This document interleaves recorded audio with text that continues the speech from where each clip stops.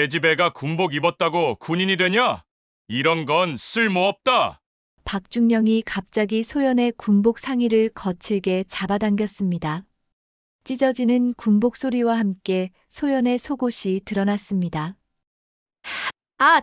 소연이 급히 찢어진 군복을 움켜쥐며 가슴을 가렸습니다. 사병들은 차마 쳐다볼 수 없어 급히 고개를 돌렸습니다. 김일병은 주먹을 꽉 쥐며 분노에 떨고 있었습니다. 8년간 쌓아온 자존심이 한순간에 무너져 내렸습니다. 소연의 심장은 무너져 내리며 절망에 빠졌습니다. 자, 여러분 본격적인 이야기 시작하기 전에 구독과 좋아요는 무료니까 미리 눌러주시고요. 재밌는 이야기 들려드릴게요. 경상북도 안동의 작은 시골 마을에서 태어나 자란 한소연은 어린 시절부터 남다른 꿈을 품고 있었습니다. 다른 여자아이들이 예쁜 원피스를 입고 인형놀이를 할 때 소연은 아버지의 낡은 군복을 입고 마당에서 제식 훈련을 따라 했습니다. 우리 딸은 참 특이하다. 며 웃던 어머니의 모습이 지금도 선명합니다. 그때부터 소연의 마음속에는 태극기를 가슴에 단 멋진 군인이 되겠다는 꿈이 자리 잡았죠. 초등학교 운동회에서 행진곡이 울려 퍼질 때마다 가슴이 뛰었고 텔레비전에서 나오는 군인들의 모습을 보며 언젠가는 저렇게 되고 싶다는 간절한 마음을 품었습니다. 중학교 때부터 소연은 남달랐습니다. 다른 친구들이 연예인 사진을 모을 때 소연은 국방일보를 스크랩했습니다. 체력 단련에도 남다른 열정을 보였죠. 새벽마다 동네 뒷산을 뛰어 올라가며 체력을 기르고 아버지가 예비군 훈련을 갔다 오면 어떤 훈련을 했는지 궁금해하며 질문 공세를 퍼부었습니다. 고등학교 진학 후에는 사관학교 진학을 목표로 삼고 공부와 체력 단련에 매진했습니다. 26에 육군사관학교를 졸업하고 소위로 임관한 후 어느덧 8년이 흘러중이가 된 소연입니다. 34살 여전히 결혼하지 않은 채로 오직 군인의 길만을 걸어왔습니다. 고향 친구들은 언제 시집갈 거야? 라고 묻지만 소연에게는 이 군복이 곧 자신의 정체성이었습니다. 어깨에 달린 중위 계급장을 볼 때마다 가슴이 뿌듯했고 거울 속 당당한 자신의 모습에 자부심을 느꼈죠. 사관학교 동기들 중에서도 여성은 소수였지만 소연은 누구에게도 뒤처지지 않겠다는 각오로 군 생활을 해왔습니다. 부대 생활관에서 소연의 하루는 새벽 5시 기상 나팔과 함께 시작됩니다. 세수를 마치고 단정히 머리를 올린 후 다림질이 완벽하게 된 군복을 입습니다. 거울 속 자신을 바라보며 어깨를 펴고 당당한 모습을 확인하죠. 오늘도 최선을 다하자는 다짐과 함께 말입니다. 복도를 걸어가며 마주치는 동료들과 인사를 나누고 계급에 상관없이 모든 이들에게 먼저 다가가 안부를 묻곤 합니다. 특히 어린 부사관들에게는 선배로서 조언을 아끼지 않았습니다.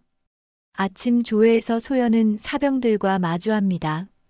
처음에는 여성 장교를 어색해하던 병사들도 이제는 소연을 진심으로 따릅니다. 중위님, 안녕하십니까? 라고 인사하는 사병들의 목소리에는 존경이 담겨 있습니다. 특히 고향이 그리운 어린 병사들에게 소연은 누나 같은 존재입니다. 면회를 오지 못하는 부모님 대신 따뜻한 말 한마디를 건네고 때로는 용돈까지 쥐어주며 격려하곤 합니다. 사병들은 소연을 우리 누님, 이라고 부르며 진심으로 따랐죠. 힘든 훈련 중에도 소연의 한마디가 있으면 기운이 났고 개인적인 고민이 있을 때도 소연에게 상담을 청하곤 했습니다. 김일병은 19살의 어린 나이에 입대한 순박한 청년입니다. 처음 부대에 왔을 때 어머니가 그리워 매일 밤 울었는데 소연이 직접 찾아가 위로해준 이후로는 밝은 모습을 되찾았습니다. 집에 가고 싶어요. 라며 눈물을 흘리던 김일병에게 소연은 누님이 여기 있잖아. 라며 따뜻하게 안아주었죠. 박상병은 체력이 약해 훈련을 따라가기 힘들어했지만 소연이 개별 지도를 해준 덕분에 이제는 부대 내 체력왕이 되었습니다. 이병장은 선임으로서 후임들을 잘 챙기며 소연의 든든한 조력자 역할을 하고 있었죠. 이렇게 소연 주변에는 항상 따뜻한 가족 같은 분위기가 형성되어 있었습니다. 하지만 모든 이들이 소연을 반기는 것은 아닙니다. 일부 보수적인 상관들은 여성 장교인 소연을 곱지 않은 시선으로 바라봅니다. 여자가 군대에서 무엇을 할 수 있겠나라는 속삭임이 들려올 때면 소연은 더욱 단단해집니다. 그럴수록 완벽해져야 한다는 압박감이 어깨를 무겁게 누르죠. 특히 중대장인 박중령은 소연을 볼 때마다 못마땅한 표정을 짓곤 했습니다. 계집애가 군복 입었다고 군인이냐는 말을 공공연히 하며 소연을 깎아내리려 했죠. 회의 시간에도 소연의 의견은 무시하기 일쑤였고 다른 남성 장교들과는 달리 소연에게만은 유독 까다로운 기준을 적용했습니다. 오후 훈련 시간에 소연은 사병들과 함께 땀을 흘립니다. 장애물 통과 훈련에서는 누구보다 먼저 시범을 보이고 사격 훈련에서는 명중률 1위를 차지하며 사병들의 존경을 받았습니다. 중위님, 정말 대단하십니다. 하며 감탄하는 사병들을 보면 뿌듯함과 동시에 책임감이 더욱 무거워졌습니다. 절대 실망시켜서는 안 된다는 다짐을 하며 더욱 열심히 훈련에 임했죠. 특히 체력 훈련에서는 남성 장교들과 동일한 기준으로 훈련을 소화해내며 여성이라는 편견을 깨뜨리려 노력했습니다. 저녁 식사 후 생활관 점호를 마친 소연은 혼자만의 시간을 갖습니다. 어머니가 사관학교 입학 선물로 주신 가죽 표지의 일기장을 꺼내어 펜을 듭니다. 오늘 하루를 되돌아보며 정성스럽게 글을 적어 내려갑니다. 오늘도 아이들이 잘 버텨줘서 고맙습니다. 김일병이 어머니 편지를 받고 기뻐하던 모습이 인상 깊었어요. 박상병은 오늘 사격에서 좋은 성과를 거두었고 이병장은 여전히 후임들을 세심하게 챙겨주고 있습니다. 나는 이곳에서 끝까지 버틸 거예요. 이 아이들과 함께 진짜 군인이 되어가는 거예요. 창밖으로 보이는 별들을 바라보며 소연은 잠시 고향 생각에 잠깁니다. 지금쯤 어머니는 저녁 설거지를 하고 계실 텐데 아버지는 뉴스를 보며 딸 자랑을 하고 계실 겁니다. 우리 소연이가 중2까지 됐다며 이웃들에게 자랑스럽게 말씀하시는 모습이 그려집니다. 가끔 전화로 잘 지내고 있다. 걱정 마세요라고 말하지만 실제로는 매일이 전쟁 같은 나날의 연속이었죠. 부모님께는 힘든 이야기를 할 수 없어서 항상 밝은 모습만 보여드렸습니다. 부대 내 유일한 여성 장교인 소연에게는 남다른 고충이 있었습니다. 화장실도 따로 써야 하고 회식 자리에서는 항상 조심스러웠으며 무엇보다 남성 동료들보다 2배는 더 노력해야 인정받을 수 있었습니다. 하지만 소연은 포기하지 않았습니다. 오히려 이런 어려움들이 자신을 더욱 단단하게 만들어준다고 생각했죠. 매일 새벽 체력 단련을 하고 업무 능력 향상을 위해 밤늦게까지 공부하며 사병들과의 소통을 위해 끊임없이 노력했습니다. 밤이 깊어갈수록 부대는 고요해집니다. 소연은 일기장을 덮고 내일을 위한 준비를 합니다. 군복을 정리하고 내일 훈련 계획을 점검하며 사병들의 안전을 위해 한 번 더 확인하죠. 소연의 일상은 겉으로 보기에는 평온해 보였습니다. 규칙적인 생활, 성실한 근무, 사병들과의 따뜻한 관계. 하지만 그 평온함 아래에는 늘 얇은 긴장이 깔려 있었습니다. 여성이라는 이유로 더 완벽해야 한다는 부담, 실수하면 안 된다는 압박감, 그리고 언제든 터질 수 있는 예상치 못한 상황들에 대한 경계심 말입니다. 이런 평범하면서도 성실한 하루가 소연의 일상이었습니다. 그때까지는 말입니다. 그날은 평소와 다를 바 없는 화요일 오후였습니다. 훈련장에 모인 사병들의 얼굴에는 한 주가 시작된 지 얼마 되지 않아 보이는 피로감이 살짝 묻어 있었죠. 소연은 언제나처럼 단정한 군복 차림으로 훈련장 앞에 서 있었습니다. 오늘은 지난주 실시한 사격 훈련과 체력 측정 결과를 발표하는 날이었고, 소연은 성과 보고서를 손에 들고 사병들 앞에서 발표할 준비를 하고 있었습니다. 이번 주 훈련 성과를 보고 드리겠습니다라고 말하며 소연이 보고서를 펼치려는 순간이었습니다. 훈련장 뒤편에서 무거운 발걸음 소리가 들려왔습니다. 사병들이 일제히 고개를 돌리며 긴장한 표정을 지었고 소연도 뒤를 돌아보았습니다. 중대장 박중령이 험악한 표정으로 성큼성큼 다가오고 있었습니다.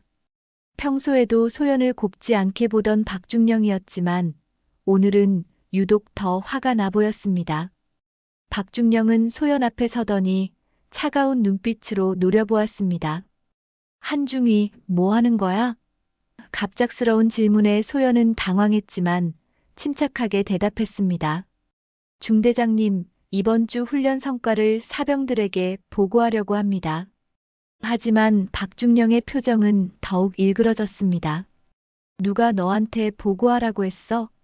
여자 주제에 훈련 성과가 뭐가 있다고? 사병들은 숨을 죽이며 상황을 지켜보고 있었습니다. 김일병의 얼굴에는 걱정이, 박상병의 눈에는 분노가, 이병장의 표정에는 안타깝다는 듯한 모습이 스쳐갔습니다. 소연은 최대한 예의를 지키며 대답했습니다. 중대장님, 정기보고 계획에 따라 실시하는 것입니다. 사병들의 사기 진작을 위해서도 필요한 과정이라고 생각합니다. 그러나 박중령은 소연의 말을 끝까지 듣지도 않았습니다. 사기 진작? 계집애가 무슨 사기 진작을 해? 너 같은 년이 군복 입었다고 군인이 되는 줄 아냐? 목소리가 점점 커지더니 이제는 고함에 가까웠습니다. 사병들은 더욱 움츠러들었고 소연의 얼굴이 창백해졌습니다. 하지만 소연은 끝까지 예의를 지키려 노력했습니다. 중대장님, 부적절한 표현은 삼가해 주시기 바랍니다. 박중령의 분노는 절정에 달했습니다. 부적절한 표현? 지금 나한테 가르치려고 드는 거야? 그 순간 박중령이 소연에게 다가섰습니다. 그리고 예상치 못한 일이 벌어졌습니다. 박중령이 갑자기 소연의 군복상의 앞부분을 거칠게 잡아당겼습니다. 계집애가 군복 입었다고 군인이 되냐?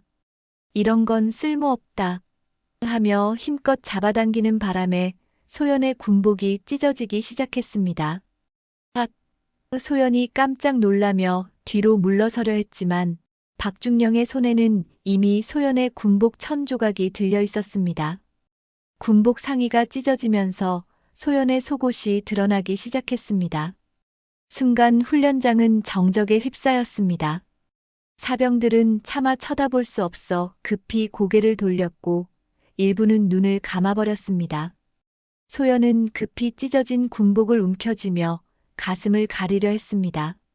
얼굴이 새빨갛게 달아올랐고 손이 덜덜 떨렸습니다. 이런 굴욕을 당할 줄은 꿈에도 생각하지 못했습니다. 8년간의 군 생활에서 이보다 치욕적인 순간은 없었습니다. 눈물이 핑 돌았지만 사병들 앞에서는 절대 울 수 없다는 생각에 꾹 참았습니다. 속으로는 왜 이런 일이 나에게? 라는 절규가 터져나오고 있었습니다. 김일병은 주먹을 꽉 쥐며 분노에 떨고 있었습니다. 자신을 어머니처럼 돌봐준 소연이 이런 모욕을 당하는 모습을 차마 견딜 수 없었습니다. 하지만 계급 때문에 어쩔 수 없었죠. 박상병은 눈을 감고 고개를 숙였습니다. 이병장은 입술을 꽉 깨물며 분노를 억누르고 있었습니다. 모든 사병들이 소연을 위해 무언가 하고 싶었지만 군대라는 철저한 계급 사회에서는 어쩔 수 없었습니다. 박중령은 여전히 화가 난 표정으로 소연을 노려보았습니다. 앞으로는 이런 쓸데없는 짓 하지 마. 여자가 설쳐봤자 군대만 더러워져. 그리고는 아무 일도 없었다는 듯이 훈련장을 떠났습니다. 뒤돌아서며 던진 마지막 말이 소연의 가슴에 비수처럼 꽂혔습니다. 계집의 주제에 출세하려고 설치지 말고 얌전히 있어. 소연은 여전히 찢어진 군복을 움켜쥐고 서 있었습니다. 가슴이 쿵쾅거렸고 온몸이 떨렸습니다. 8년간 쌓아온 자존심과 자부심이 한순간에 무너져 내리는 것 같았습니다. 사병들 앞에서 이런 굴욕을 당한다는 것, 그것도 여성이라는 이유만으로 이런 모욕을 받는다는 현실이 너무나 참혹했습니다. 어린 시절부터 꿈꿔온 군인의 길이 이런 것이었나 하는 절망감이 밀려왔습니다. 이병장이 조심스럽게 다가와 자신의 야상을 벗어 소연에게 건넸습니다. 중위님, 이거라도 입으세요. 소연은 고개를 들어 이병장을 바라보았습니다. 사병의 눈에는 안타까움과 미안함이 가득했습니다. 소연은 떨리는 손으로 야상을 받아 입었습니다. 고맙습니다라고 겨우 말했지만 목소리가 제대로 나오지 않았습니다. 목구멍이 메어서 제대로 된 말을 할 수가 없었죠. 김일병이 울먹이며 말했습니다. 중위님 괜찮으세요? 소연은 애써 미소를 지으려 했지만 쉽지 않았습니다. 괜찮다. 걱정하지 마라. 하지만 속으로는 절망감이 밀려왔습니다. 과연 이곳에서 계속 버틸 수 있을까 하는 의문이 들었습니다. 지금까지 견뎌온 모든 어려움들이 무색해질 만큼 큰 충격이었습니다. 박상병이 분노에 찬 목소리로 중얼거렸습니다. 이런 일이 있어도 되는 건가요? 다른 사병들도 고개를 끄덕였습니다. 모두 소연을 위해 무언가 하고 싶어 했지만 현실의 벽은 너무나 높았습니다.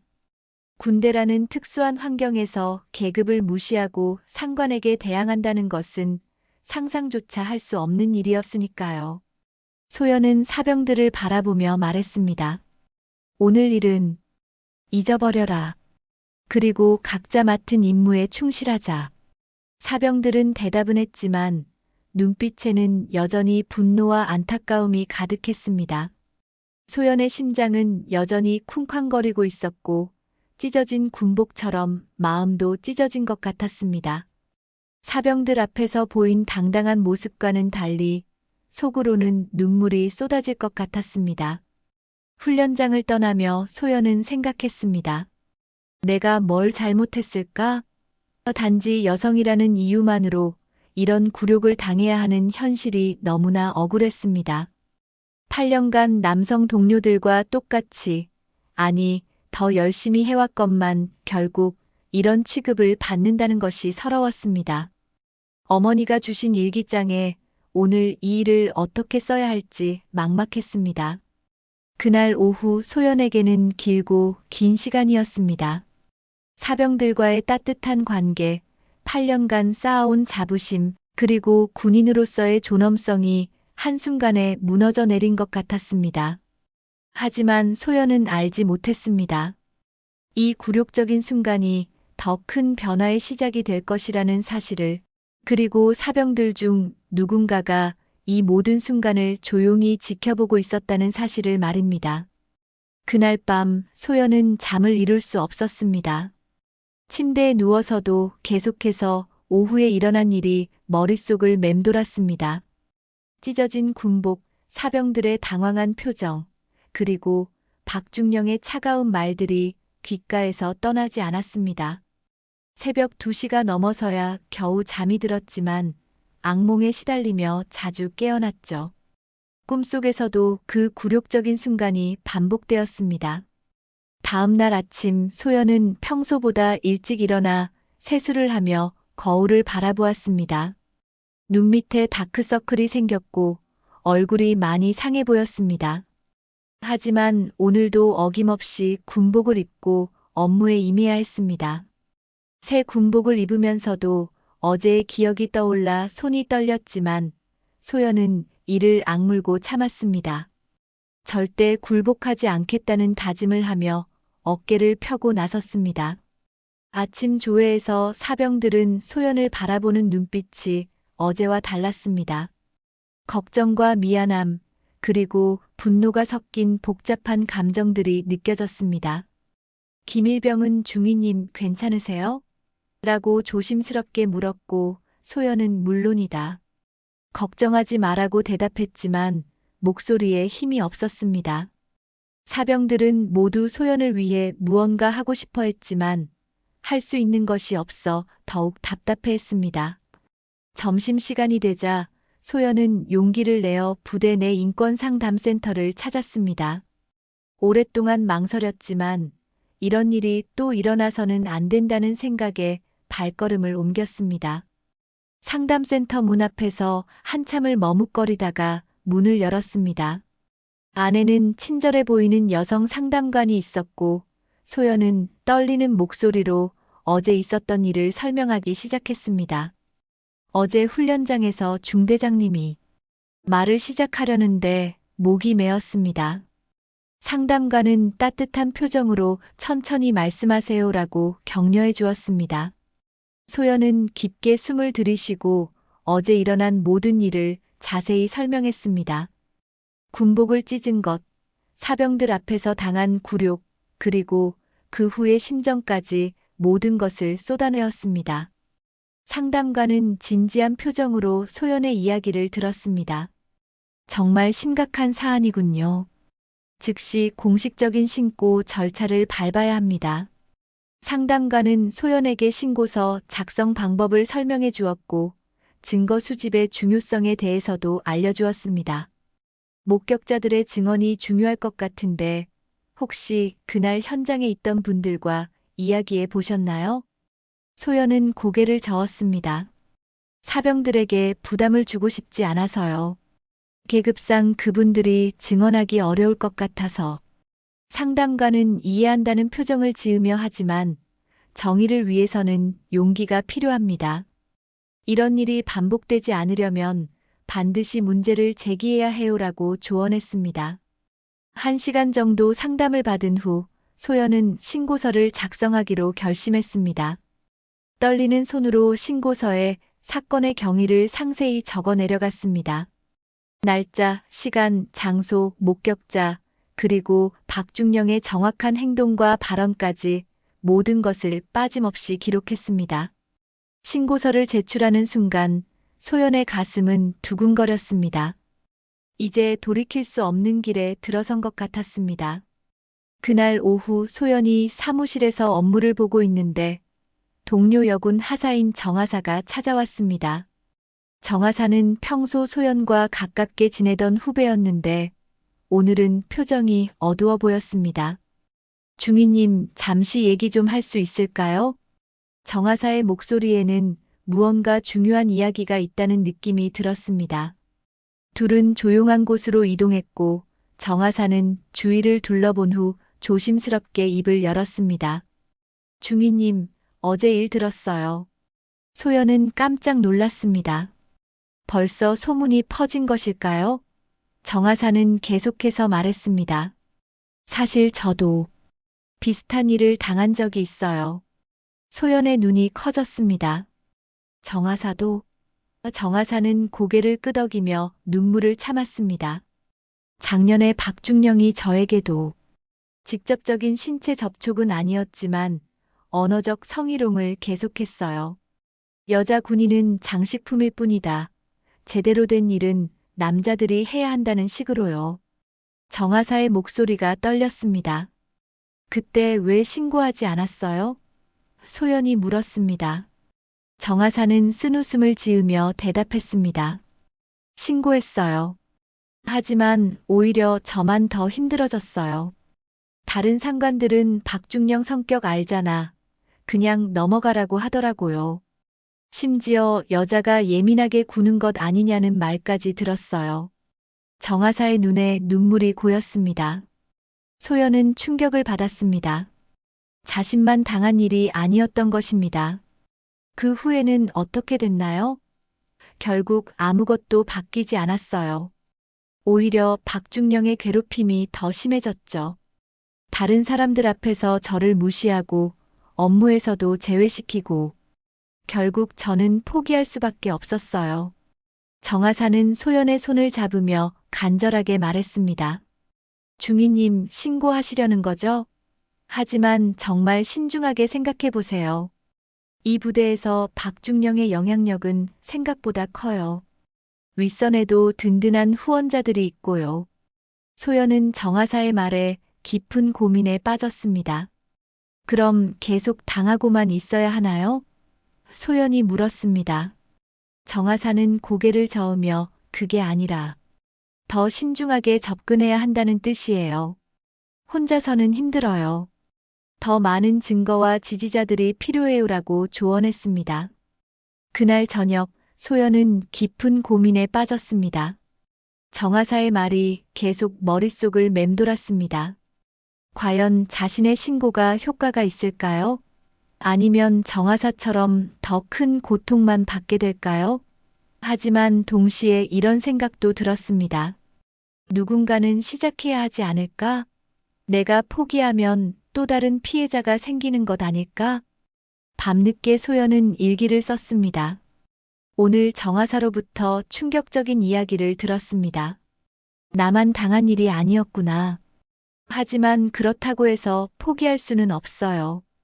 이 싸움이 나 혼자만의 싸움이 아니라는 걸 깨달았어요. 더 많은 동료들을 위해서, 그리고 미래에 올 후배들을 위해서 싸워야 해요. 소연은 창밖을 바라보며 다짐했습니다. 쉽지 않은 길이 될 것을 알고 있었지만, 이제 더 이상 혼자가 아니라는 것도 알았습니다. 정하사와 같은 동료들이 있고, 진실을 지지해줄 사람들이 분명히 있을 것이라고 믿었습니다. 신고서를 제출한 지 사흘이 지났습니다. 소연은 매일 불안한 마음으로 지내고 있었는데 마침내 그 불안이 현실이 되는 순간이 찾아왔습니다. 목요일 오후 훈련이 끝난 후 박중령이 소연을 따로 불렀습니다. 한중이 잠깐 사무실로 와. 차가운 목소리에서 이미 무언가 알고 있다는 느낌이 들었습니다. 박중령의 사무실은 을씨년스러웠습니다. 문을 닫자마자 박중령은 소연을 노려보며 말했습니다. 내가 나를 신고했다고? 소연은 침착함을 유지하려 노력하며 대답했습니다. 중대장님의 부적절한 행위에 대해 정당한 절차를 밟았습니다. 하지만 박중령은 비웃듯이 웃었습니다. 정당한 절차? 여자 주제의 생각도 참 거창하네. 박중령은 책상에 기대며 위협적인 어조로 말을 이어갔습니다. 한중이, 내가 누구를 상대하고 있는지 아냐? 나는 이 부대에서 20년을 근무했고 군단장과도 절친한 사이야. 내 따위 계집애가 나를 어떻게 할 수 있다고 생각해? 소연의 가슴이 두근거렸지만 굴복할 수는 없었습니다. 계급과 관계없이 잘못된 일은 잘못된 것입니다. 그러자 박중령의 표정이 더욱 일그러졌습니다. 이 고집 센 계집애가. 좋아, 끝까지 해보자. 박중령은 소연에게 다가와 낮은 목소리로 속삭였습니다. 앞으로 내 군생활이 어떻게 될지 두고 봐. 매일매일이 지옥 같을 거야. 소연은 뒤로 물러서며 협박하시는 겁니까? 라고 물었지만 박중령은 협박? 이건 그냥 충고야라며 음흉하게 웃었습니다. 다음 날부터 박중령의 보복이 시작되었습니다. 아침 조회에서 박중령은 사병들이 보는 앞에서 소연을 공개적으로 모욕했습니다. 한중이, 내 보고서는 왜 이렇게 엉성해? 여자라서 그런가? 소연이 정중하게 해명하려 하자 변명하지 마. 다시 작성해서 내일까지 제출해. 불합리한 지시였지만 소연은 참을 수밖에 없었습니다. 점심시간에는 더욱 노골적인 괴롭힘이 이어졌습니다. 박중령은 다른 장교들이 있는 자리에서 여자 장교는 군대의 기생충이야. 쓸데없이 자리만 차지하고라고 큰 소리로 말했습니다. 일부 장교들은 불편해하는 기색을 보였지만 아무도 감히 박중령에게 반박하지 못했습니다. 소연은 모든 시선이 자신에게 집중되는 것을 느끼며 얼굴이 화끈거렸습니다. 오후 훈련에서는 사병들 앞에서 더욱 심한 모욕을 당했습니다. 한중이, 내가 훈련을 지도한다고? 계집애가 뭘 가르쳐? 박중령은 사병들을 향해 여자한테서 배울 건 없으니까 내 말만 들어라고 말했습니다. 김일병과 박상병, 이병장의 얼굴에는 분노가 가득했지만 그들도 어쩔 수 없었습니다. 그날 저녁 소연은 정하사를 만났습니다. 정하사는 소연의 상태를 보고 깜짝 놀랐습니다. 중위님, 얼굴이 왜 이렇게 상하셨어요? 소연은 하루 종일 당한 일들을 털어놓았습니다. 정하사는 안타까운 표정을 지으며 제가 말씀드렸잖아요. 박중령의 보복이 시작될 거라고 말했습니다. 포기하라는 말씀이세요? 소연이 물었습니다. 정하사는 고개를 저었습니다. 그게 아니라 다른 방법을 찾아야 한다는 뜻이에요. 혼자서는 한계가 있어요. 정하사는 주위를 살핀 후 조심스럽게 말했습니다. 사실 박중령의 피해자가 저희뿐만이 아니에요. 다른 부대에서도 비슷한 일들이 있었다고 들었어요. 소연은 놀랐습니다. 다른 부대에서도요? 네, 하지만 모두 쉬쉬하고 있어요. 신고해도 소용없다는 걸 알고 있으니까요. 정하사는 한숨을 쉬며 계속했습니다. 하지만 중위님이 용기를 내셨으니 이제 다른 방법을 생각해 봐야죠. 더 많은 사람들과 연대해야 해요. 그 순간 소연의 휴대폰이 울렸습니다. 김일병에게서 온 문자였습니다. 중위님, 급한 일이 있어서 연락드려요. 내일 아침 일찍 만날 수 있을까요? 소연은 무슨 일인지 궁금했지만 일단 만나보기로 했습니다. 다음 날 새벽 소연은 김일병을 만났습니다. 김일병은 긴장한 표정으로 주위를 살피더니 작은 목소리로 말했습니다. 중위님, 사실 그날 일을 제가 녹화했어요. 소연은 깜짝 놀랐습니다. 녹화를 어떻게? 김일병은 스마트폰을 꺼내며 그날 박중령이 오는 걸 보고 뭔가 일이 생길 것 같아서 몰래 촬영했어요. 소연의 마음이 뛰기 시작했습니다. 정말요? 그럼 증거가 있다는 거예요? 김일병은 고개를 끄덕였습니다. 네, 하지만 이걸 공개하면 저도 처벌받을 수 있어요. 허가 없이 촬영한 거니까요. 소연은 김일병의 손을 잡았습니다. 고마워요. 하지만 위험에 빠뜨릴 수는 없어요. 김일병은 단호한 표정을 지었습니다. 중위님, 저희는 더 이상 참을 수 없어요. 중위님이 당하시는 걸 보고만 있을 수 없어요. 박상병과 이병장도 같은 마음이에요. 우리가 중위님을 지켜야죠. 김일병의 눈에는 결의가 가득했습니다. 소연은 눈물이 날 것 같았습니다. 자신 때문에 사병들까지 위험에 빠뜨릴 수는 없다고 생각했는데 오히려 그들이 자신을 지키려 하고 있었습니다. 하지만 여러분들이 불이익을 당할 수도 있어요. 김일병은 미소를 지었습니다. 중위님, 저희는 각오했어요. 정의를 위해서라면 기꺼이 감수하겠어요. 그날 밤 소연은 깊은 생각에 잠겼습니다. 김일병이 가져온 영상은 결정적인 증거가 될 수 있었습니다. 하지만 동시에 사병들을 위험에 빠뜨리는 일이기도 했습니다. 과연 어떤 선택을 해야 할까요? 소연은 일기에 썼습니다. 오늘 큰 희망과 큰 고민을 동시에 안게 되었습니다. 아이들이 저를 위해 위험을 감수하려고 하는데 과연 제가 그들의 호의를 받아들여도 될까요? 하지만 이것이 진실을 밝힐 수 있는 유일한 기회일 수도 있어요. 밤하늘을 바라보며 소연은 마음속에서 깊은 절망을 느꼈습니다. 박중령의 보복은 계속될 것이고 혼자서는 이 상황을 이겨낼 수 없을 것 같았습니다. 내 인생도 끝난 걸까? 이 군복은 나를 지켜주지 못하네라는 생각이 들었습니다. 하지만 동시에 희망의 빛도 보였습니다. 사병들의 지지와 결정적인 증거, 그리고 정하사 같은 동료들의 연대의식이 있었으니까요. 김일병이 증거 영상을 가져온 지 이틀이 지났습니다. 소연은 계속되는 고민 속에서 결국 영상을 활용하기로 마음먹고 있었는데 예상치 못한 상황이 벌어졌습니다. 금요일 오후 인사과장인 이소령이 소연을 별도로 불렀습니다. 평소 온화한 성격으로 알려진 이소령이었지만 오늘은 표정이 심각해 보였습니다. 이소령의 사무실 문이 닫히자마자 이소령은 주위를 살피며 낮은 목소리로 말했습니다.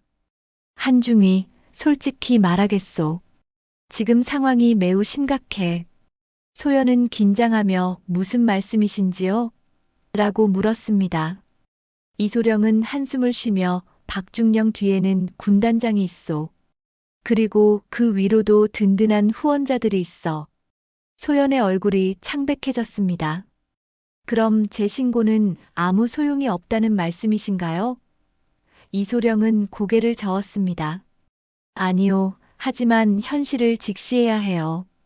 박중령은 이미 위로 보고를 올렸고 중이 당신을 문제적 장교로 몰아가고 있어요. 군기문란, 상관 모독 등의 혐의로 말이에요. 소연은 충격을 받았습니다. 자신이 피해자인데 오히려 가해자로 몰리고 있다는 것이었습니다. 그럼 어떻게 해야 하나요? 이소령은 은밀히 경고하는 듯한 어조로 말했습니다. 중이, 그만 접어. 박중령에게 사과하고 신고를 철회해. 그러면 이 일은 조용히 넘어갈 수 있어. 하지만 계속 버티면. 이소령은 말을 멈췄습니다. 계속 버티면 어떻게 됩니까? 소연이 물었습니다. 이소령은 안타까운 표정을 지으며 내군 생활이 끝날 수도 있어. 좌천, 징계 심하면 강제 전역까지도 가능해. 박중령 뒤엔 군단장도 있고 그 위로도 든든한 인맥들이 있어. 내가 이길 수 있는 싸움이 아니야. 이소령의 말은 협박이라기보다는 진심 어린 걱정처럼 들렸습니다. 소연은 머릿속이 복잡했습니다. 시간을 좀 주세요. 생각해 보겠습니다. 이소령은 고개를 끄덕이며 현명한 판단을 하길 바라오. 하지만 너무 오래 끌지는 마세요. 시간이 지날수록 상황은 더 악화될 거예요 라고 말했습니다. 사무실을 나온 소연은 복도를 걸으며 깊은 절망에 빠졌습니다. 8년간 쌓아온 군인으로서의 꿈이 한순간에 무너질 수 있다는 현실 앞에서 무력감을 느꼈습니다. 어린 시절 아버지의 군복을 입고 제식 훈련을 따라 하던 자신의 모습이 떠올랐습니다. 그때의 순수한 꿈이 이렇게 끝나는 것일까요? 그날 저녁 소연은 정하사를 만났습니다. 소연이 오늘 있었던 일을 이야기하자 정하사는 고개를 끄덕였습니다. 역시 그렇게 나왔군요. 저도 예상했어요.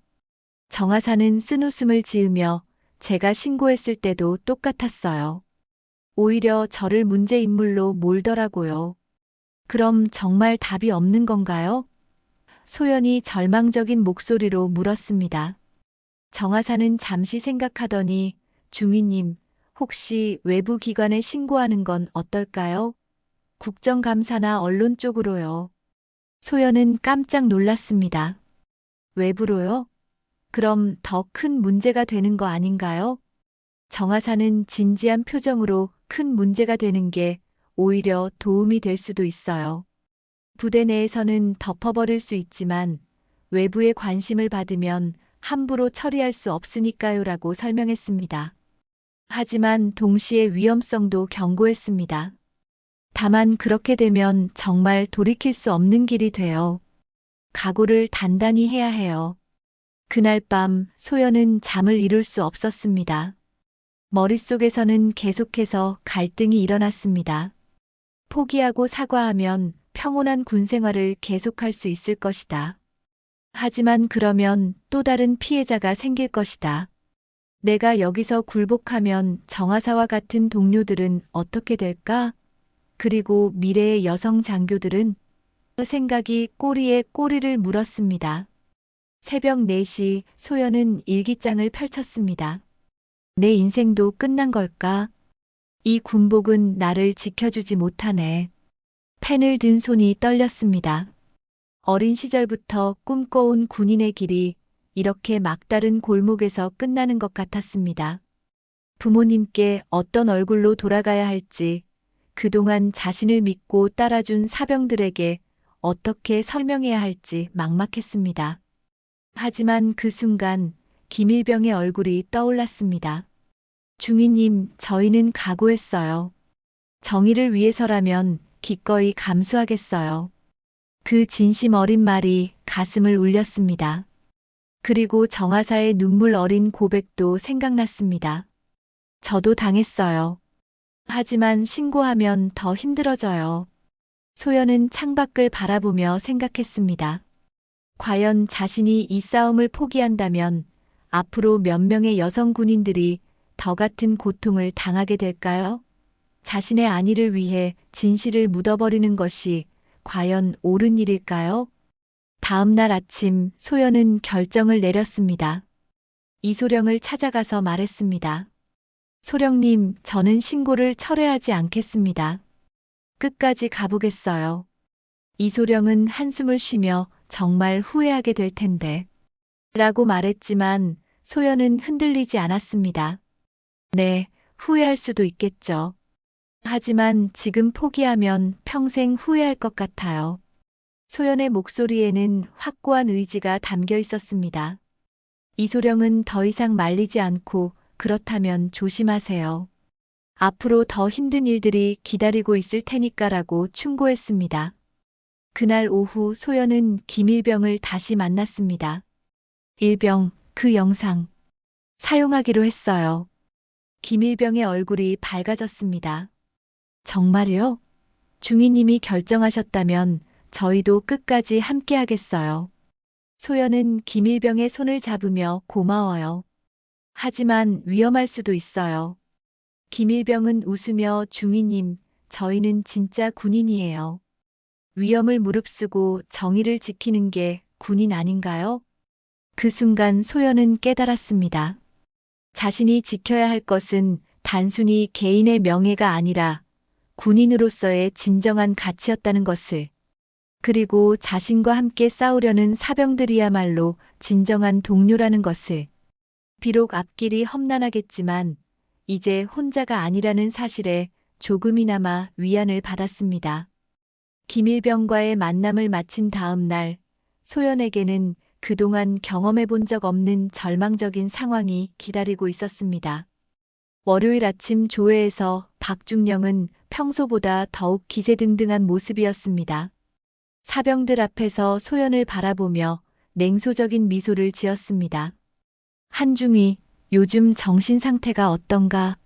혹시 스트레스로 인한 망상 증세는 없나?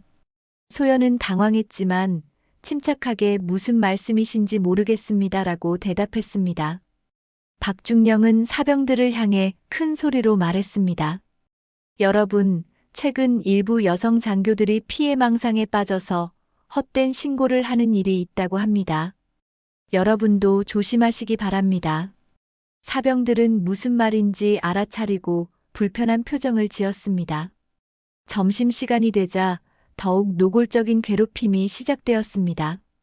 박중령은 다른 장교들이 모인 식당에서 큰 소리로 여자 장교는 감정적이라서 문제야. 조금만 꾸짖어도 성희롱이라고 우기고라고 말했습니다. 주변 장교들은 어색한 침묵을 지켰지만 일부는 고개를 끄덕이기도 했습니다. 소연은 모든 시선이 자신에게 집중되는 것을 느끼며 숨이 막힐 것 같았습니다. 오후에는 더욱 충격적인 일이 벌어졌습니다. 박중령이 소연을 사무실로 불러서 한중위, 내가 사병들을 선동해서 거짓 증언을 하도록 부추기고 있다는 제보가 들어왔어라고 말했습니다. 소연은 깜짝 놀라며 그런 일은 없습니다라고 부인했지만 박중령은 증거도 있어. 김일병과 사적으로 만난 것도 확인했고라고 덧붙였습니다. 소연의 가슴이 철렁했습니다. 김일병과의 만남이 발각된 것입니다. 박중령은 계속해서 부하들과 사적인 만남을 갖는 것부터가 부적절해. 그것도 자신의 거짓 주장을 뒷받침하기 위해서 말이야라고 공격했습니다. 소연은 사실을 확인하기 위한 정당한 절차였습니다라고 항변했지만 박중령은 들으려 하지 않았습니다. 저녁이 되자 김일병이 급하게 소연을 찾아왔습니다. 얼굴이 창백한 김일병은 중위님, 큰일 났어요. 박중령이 저를 별도로 불러서 신문했어요 라고 말했습니다. 소연은 걱정스러운 마음으로 무슨 말을 했나요? 라고 물었습니다. 김일병은 떨리는 목소리로 중위님과의 만남에 대해 추궁하더라고요. 그리고 영상 얘기도 어느 정도 눈치챈 것 같아요. 소연은 머리가 복잡해졌습니다. 김일병은 계속해서 박중령이 저에게 말했어요. 내가 거짓 증언을 하면 군사재판에 회부될 수도 있다. 상관에 대한 무고죄와 명예훼손죄로 말이야. 정말 무서웠어요, 중위님. 소연은 김일병의 어깨를 두드리며 걱정하지 마. 내가 책임질게라고 말했지만 속으로는 불안했습니다. 그날 밤 소연은 정하사로부터 더욱 충격적인 소식을 들었습니다. 중위님, 박중령이 위로 보고를 올렸어요. 중위님을 부대 내 기강회의와 하급자 선동 혐의로 조사하자고 요청했대요. 소연은 그럼 저는 어떻게 되는 건가요? 라고 물었습니다. 정하사는 안타까운 표정으로 군사경찰 조사를 받게 될 수도 있어요. 그리고 그 과정에서 정하사는 말을 멈췄다가 조심스럽게 이어갔습니다. 중위님, 사실 오늘 다른 부서에서 들은 얘기인데 박중령이 중위님의 과거 근무기록까지 뒤지고 있대요. 문제 삼을 만한 일이 없나 찾고 있는 거죠. 소연은 등골이 오싹했습니다. 이렇게까지 조직적으로 자신을 압박할 줄은 몰랐습니다. 다음 날 오전 소연에게 결정타가 날아왔습니다. 부대장인 대령이 소연을 불렀습니다. 부대장은 평소 온화한 성격이었지만 오늘은 표정이 심각했습니다. 한중이 최근 부대 내 분위기가 좋지 않다는 보고를 받았소. 소연은 죄송합니다라고 대답했지만 부대장은 손을 들어 막았습니다. 중위의 잘못이 아니라는 건 알고 있소. 하지만 현실적으로 이 상황을 해결해야 해요. 부대장은 한숨을 쉬며 계속했습니다. 박중령은 이 부대의 핵심 간부이고 상급 부대와의 관계도 중요합니다. 중위가 옳은 일을 하려는 것도 이해하지만 부대장의 말에는 아쉬움이 담겨 있었습니다. 소연은 그럼 저는 어떻게 해야 합니까? 라고 물었습니다. 부대장은 타 부대로 전속을 고려해보는 게 어떨까요? 새로운 환경에서 다시 시작하는 거조라고 제안했습니다. 하지만 소연은 그것이 사실상의 좌천이라는 것을 알고 있었습니다. 부대장님, 그럼 박중령의 잘못은 그냥 묻히는 건가요? 부대장은 어려운 표정을 지었습니다. 중위, 현실을 봐야 해요. 증거도 부족하고 목격자들도 부담스러워하고 있어요. 계속 이 길을 가면 중위만 힘들어질 거예요. 소연은 마음이 무너져 내렸습니다. 부대장마저도 결국은 기존 질서를 유지하려 하고 있었습니다. 그날 저녁 소연은 생활관에서 혼자 앉아 깊은 절망에 빠졌습니다. 사방이 막힌 것 같았습니다. 위로는 박중령을 비호하는 상급자들이 있고 아래로는 겁에 질린 사병들이 있었습니다. 동료들조차 자신과 거리를 두기 시작했습니다. 정말로 혼자가 된 것 같았습니다. 소연은 일기장을 펼치고 썼습니다. 내가 잘못한 걸까? 아니야. 내가 무너지면 더 많은 이들이 당한다. 하지만 과연 내가 이 싸움을 계속할 수 있을까? 모든 것이 나를 향해 돌아서고 있는 것 같다. 김일병과 다른 사병들까지 위험에 빠뜨리고 있는 건 아닐까? 펜을 든 손이 떨렸습니다. 창밖을 바라보며 소연은 마음속 깊은 곳에서 절망감을 느꼈습니다. 어린 시절 꿈꿔왔던 군인의 길이 이렇게 험난할 줄은 몰랐습니다. 8년간 쌓아온 모든 것이 하루아침에 무너져가고 있었습니다. 내 인생도 끝난 걸까? 이 군복은 나를 지켜주지 못하네라는 생각이 머릿속을 맴돌았습니다. 하지만 그 절망 속에서도 소연은 포기할 수 없었습니다. 정하사의 눈물, 김일병의 용기, 그리고 앞으로 올 수많은 여성 군인들을 생각하면 이 길을 멈출 수가 없었습니다. 비록 모든 것이 자신에게 불리하게 돌아가고 있지만 마지막까지 싸워볼 생각이었습니다. 절망에 빠진 채로 맞이한 수요일 아침, 소연은 평소보다 일찍 일어나 세수를 하고 있었습니다. 거울 속 자신의 모습이 말이 아니었습니다. 며칠 사이에 눈 밑 다크서클이 더 짙어졌고 얼굴도 많이 야위어 보였습니다. 하지만 오늘도 어김없이 군복을 입고 나가야 했습니다.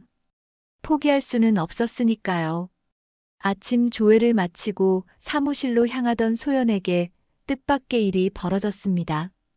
부대 정문 쪽에서 웅성거리는 소리가 들려왔습니다. 호기심에 창문으로 내다본 소연은 깜짝 놀랐습니다. 헌병 차량 여러 대가 부대 안으로 들어오고 있었습니다.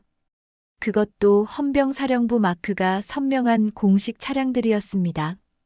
곧이어 부대 내 방송이 울려 퍼졌습니다.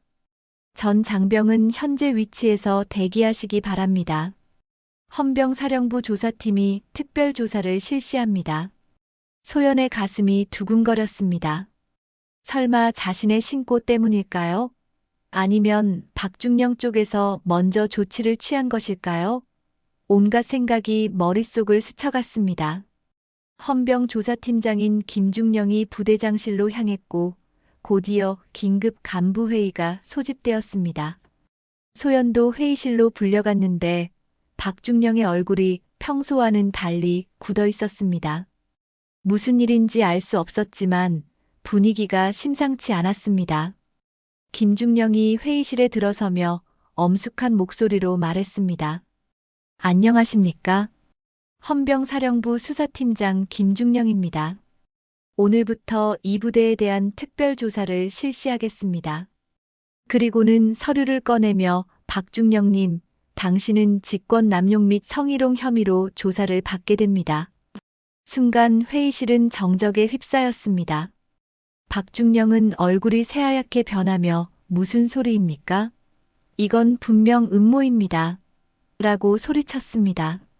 하지만 김중령은 차분하게 조용히 하십시오. 조사에 협조하시기 바랍니다라고 말했습니다. 소연은 꿈을 꾸는 것 같았습니다. 도대체 무슨 일이 벌어지고 있는 것일까요? 김중령이 소연을 바라보며 한중위님, 별도 조사실에서 상세한 진술을 받겠습니다라고 말했습니다. 소연은 떨리는 마음으로 네, 알겠습니다라고 대답했습니다. 조사실에서 김중령은 소연에게 놀라운 사실을 알려주었습니다. 한중위님, 사실 저희는 박중령에 대한 조사를 이미 며칠 전부터 시작했습니다. 중위님의 신고만이 아니라 다른 부대에서도 유사한 신고가 여러 건 접수되었거든요. 소연은 깜짝 놀랐습니다. 다른 부대에서도요? 김중령은 고개를 끄덕이며 네, 박중령의 과거 근무 부대에서도 비슷한 사건들이 있었다는 제보가 들어왔습니다. 그리고 김중령은 잠시 멈추더니 결정적인 증거도 확보했습니다. 그러면서 태블릿을 꺼내 보여주었습니다. 화면에는 그날 훈련장에서 벌어진 일이 고스란히 담겨 있었습니다. 소연은 눈을 크게 뜨며 이게 어떻게? 김중령은 김일병이 직접 저희에게 제보했습니다. 며칠 전에 말이죠. 용기 있는 병사였어요. 소연의 눈에 눈물이 맺혔습니다. 김일병이 혼자서 헌병사령부에 직접 신고를 한 것이었습니다. 김중령은 계속해서 설명했습니다. 이 영상이 공개되는 순간 박중령은 더 이상 변명할 수 없게 됩니다. 명백한 직권남용이자 성희롱 행위거든요. 게다가 다른 피해자들의 증언도 계속 나오고 있어요. 소연은 믿을 수 없다는 표정으로 정말인가요? 라고 물었습니다. 그때 조사실 문이 열리며 또 다른 헌병이 들어왔습니다.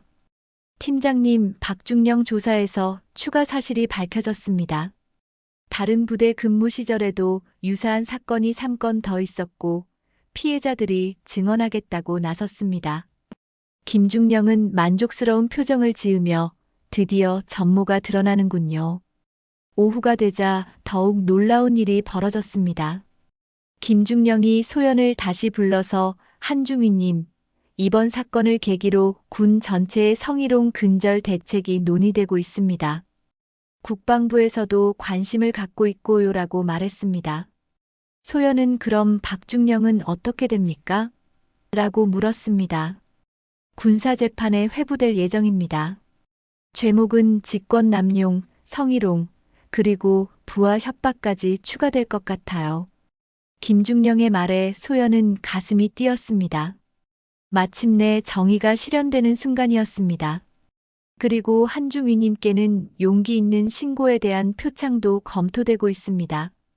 저녁 무렵 소연은 김일병을 만났습니다. 김일병은 약간 긴장한 표정이었지만 눈에는 뿌듯함이 가득했습니다. 중위님, 제가 잘한 거죠? 소연은 김일병을 꽉 안으며 정말 고마워. 내가 없었다면 불가능했을 거야 라고 말했습니다. 김일병은 사실 무서웠어요. 하지만 중위님이 우리를 위해 싸우고 계시는데 저희가 가만히 있을 수는 없었어요 라고 말했습니다. 그리고 박상병과 이병장도 함께 증언하기로 했어요. 모두 중위님 편이에요 라고 덧붙였습니다. 그날 밤 부대 전체에 긴급방송이 울려 퍼졌습니다. 박중령은 헌병사령부 조사 결과 직권남용 및 성희롱 혐의로 체포되었습니다. 조사 과정에서 드러난 추가 혐의들로 인해 군사재판에 회부될 예정입니다. 이 소식을 들은 사병들은 환호성을 질렀습니다.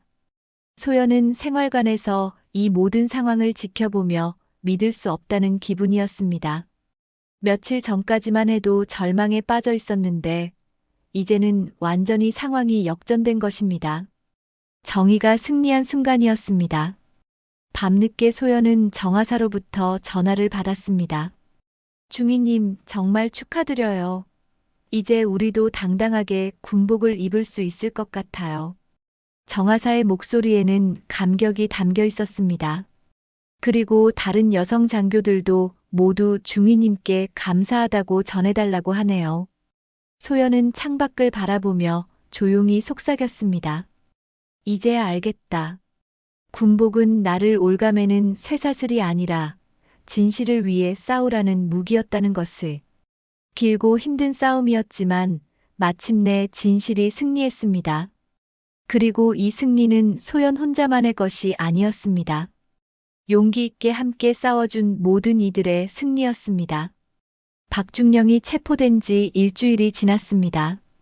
부대의 분위기는 완전히 달라졌습니다. 사병들은 이제 소연을 바라보는 눈빛이 예전과는 비교할 수 없을 정도로 존경에 가득 차 있었습니다. 김일병은 매일 아침 중위님, 안녕하십니까? 라고 인사할 때마다 자랑스러운 표정을 지었고 박상병과 이병장도 소연 곁에서 든든한 지지자가 되어 주었습니다. 월요일 오전 부대장이 소연을 불렀습니다. 일주일 전과는 달리 부대장의 표정은 밝았습니다. 한중위, 수고 많았소. 이번 일로 인해 우리 부대뿐만 아니라 전군에 큰 변화의 바람이 불고 있어요. 부대장은 소연에게 따뜻한 미소를 보내며 국방부에서도 중위의 용기 있는 행동을 높이 평가하고 있습니다라고 말했습니다. 소연은 감사합니다, 부대장님. 하지만 저 혼자 한 일은 아닙니다라고 겸손하게 대답했습니다. 부대장은 고개를 끄덕이며 맞습니다. 김일병을 비롯한 사병들의 용기도 대단했어요. 그리고 정하사 같은 동료들의 지지도 중요했고요. 그리고는 중요한 소식을 전했습니다.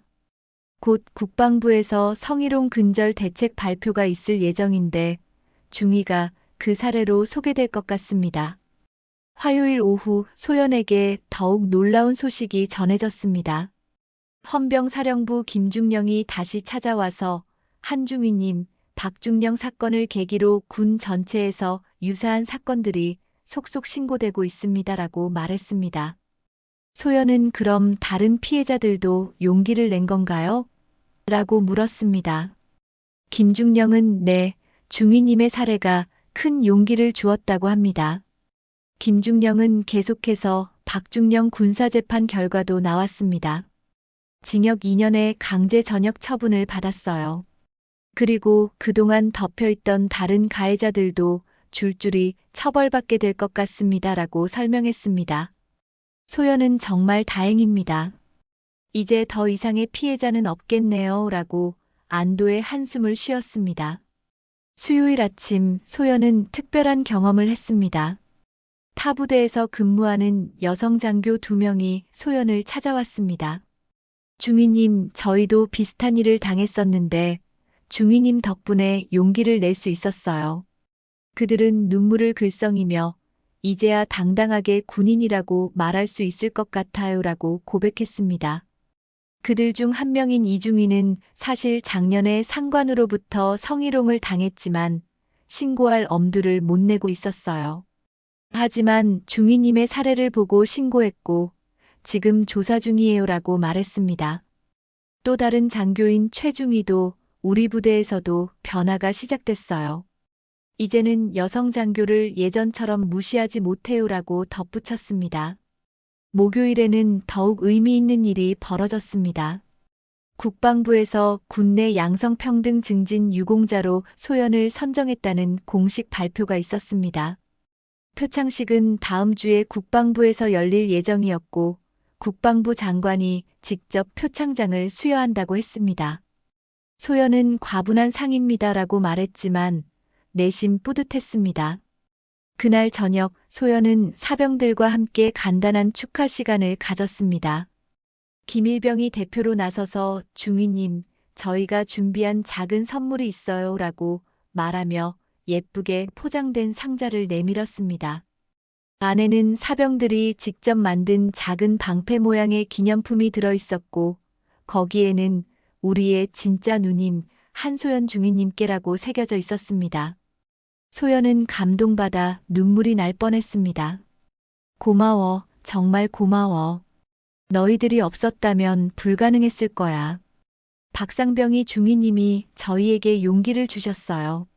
앞으로도 계속 저희 누님이어 주세요 라고 말하자 다른 사병들도 네, 맞아요. 라고 외쳤습니다.